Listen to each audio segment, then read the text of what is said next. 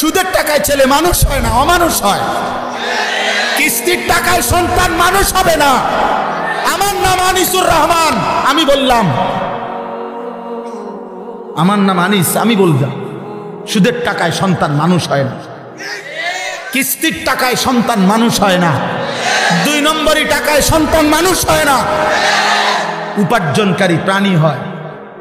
মানে আমনের ফুতো রোজগার করতে পারি, পয়সা কামাইতে পারি, পয়সা কামানির ইনসান বলে না। টাকা না রোজগার করে, আখেরাত চিনে কিনা, হালাল হারাম চিনে কিনা, আখলাক চরিত্র আছে কিনা, নীতি নৈতিকতা আছে কিনা, কথা না শুদ্ধ কয়, 1 খোঁচা দিলে তো 200 কোটি টাকা মাইরা দেয়। মানুষ, হ্যাঁ, 100 কোটি টাকা যদি রাষ্ট্রের সম্পদ চুরি করে লায়, তে মানুষ, তে শুদ্ধর বাস কইলে কি হবে? এতে প্রতি কথা পুরা পুরা কথা ইংরেজিতে কইলে কি ছিল বলেন?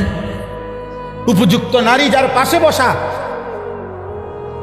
খোলামেলা নারী, বেহায়া বেপর্দা নারী প্রতিনিয়ত যার সামনে বসা, এটা কি গুনাহ না? তো গুনাহ করলে, পাপ করলে সন্তান মানুষ হইল।